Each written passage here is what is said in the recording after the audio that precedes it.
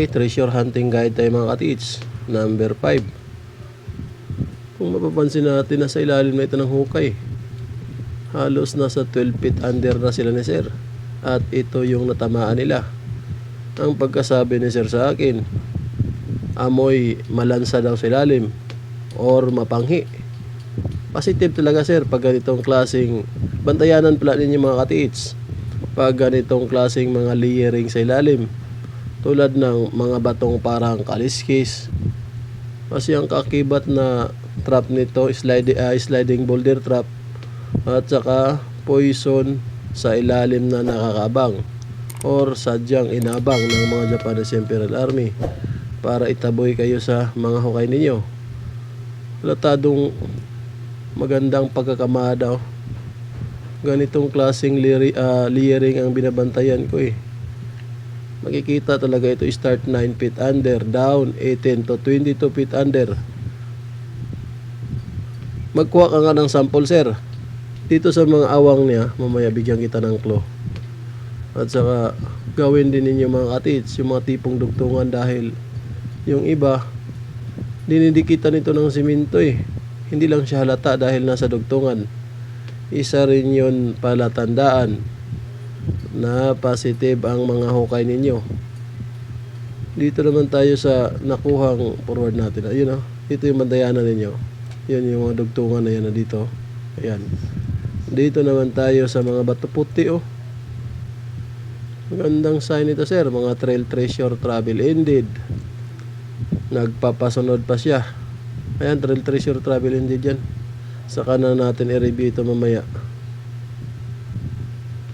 pag matapos nating video ni sir.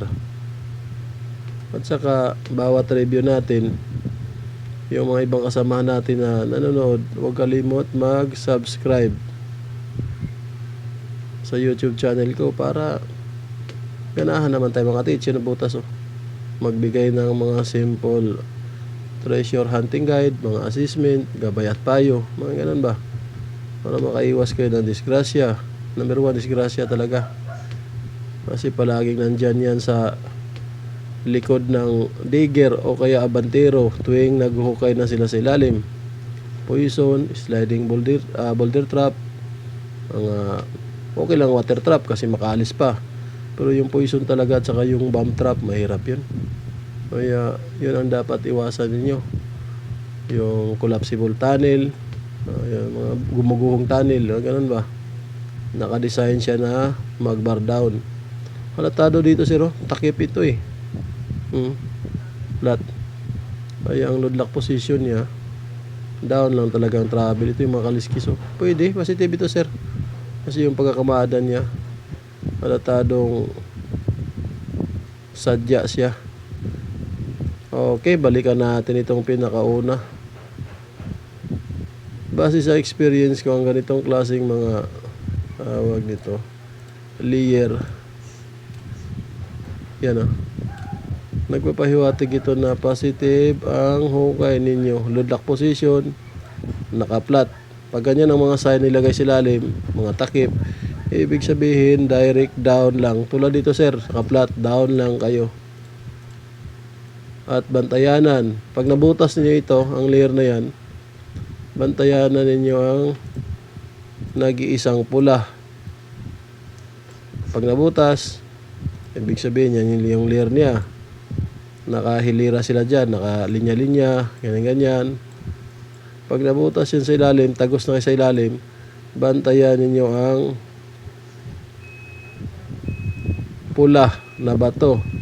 Dahil pag may pula, ibig sabihin, malapit-lapit na kayo sa poison, warning sign yan. At dito naman sa gilid niya, yung kaliskis na ito, nagpapahiwatig ito ng sliding boulder trap. Pag ganito mga ka-teach, bantayanan din niyo yan. Yung mga ganyan, parang kaliskis ng manok, yung paa ng manok, yung ganyan, pasunod sa ilalim. Nagpapasunod pa yan eh. Pero ang kakibat na trap nito, bar down o kaya collapsible tunnel. Yan ang na-experience ko pag ganyan klaseng mga sign. At dito naman tayo sa iba. Nasaan na yung sinasabi kong, yun ito sir. Yung sinasabi kong dugtungan kanina, nabanggit ko sa iyo. Kumuha kayo ng sample mga katits. Tulad niyan, halimbawa ito yung dugtungan. Yung mga ito, mga dugtungan yan, dugtungan. Yan, dugtungan. Tulad dito nabiya ako, dugtungan.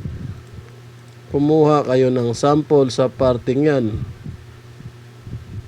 Yung dugtungan or nagkadugtong ng dalawang bato, pinagdugtong.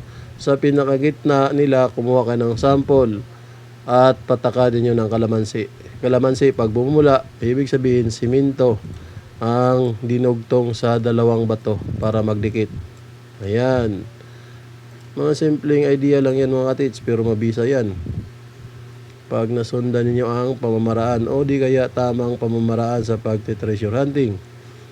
Dito tayo sa mga puti oh. Ang ganitong klaseng mga hugis mga katits, yung mga parang pakpak ng manok. Ayun oh. Ayun oh.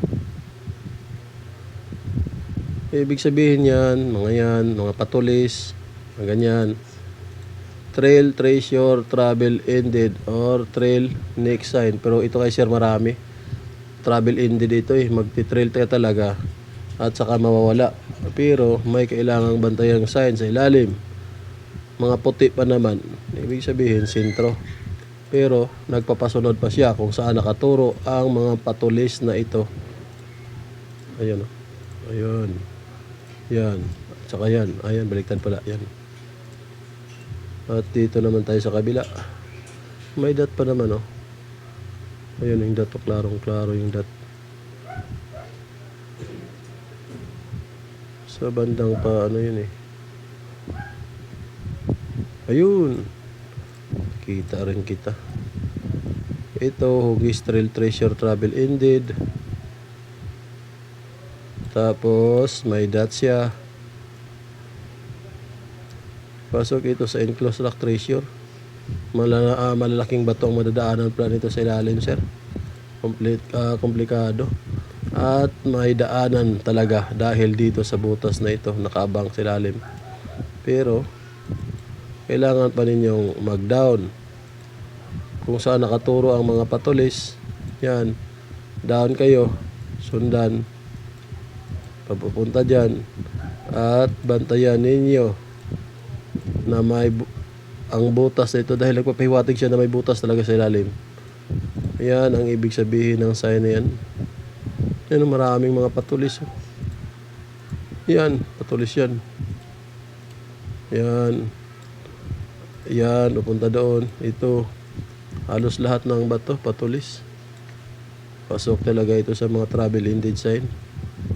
Nagpapasa pa ito, kaya hindi dito tayo. Para sa akin, hindi ito makukuha sa 36 feet, hindi. Kaabot pa ito ng 60 feet down. Matubig pa naman. Ako, takip lang nito, nagpapahiwatig nito ng tunnel sa ilalim. Yung biak na ito. Yung gatla ang tawag nito eh. Yan o. Tsaka may papunta dyan. Pero malaki ang deposito. Yun ang masasabi ko dito sa area mo, sir. Tunnel ang kakalabasan nito eh. Pagbasahin natin ito sa treasure code natin, ayan o. Yung parang letter T na ito. Pag ganyan, may tunnel sa ilalim. Saka may uka pa nga dito. Naku, mahirap ito, sir. Hindi giveaway ito, sir. Yan ang masasabi ko dito sa hukay ninyong ito.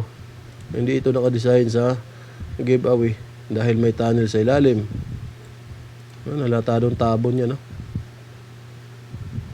Kaya medyo komplikado talaga pag hindi ma-reading ng maayos itong mga site ninyo mga katits. Pero mapapansin natin, takip talaga yung sa gilid, oh. Yun, oh. Nalatadong takip na natanggal, oh. Takip na natanggal. Tapos sinundan dito sa another takip na naman na ito sa down niya. Kasunod. Ito, tabon lang ng mga bato, pinagtagpi-tagpi. Positive ito pero hindi giveaway ang target ninyo.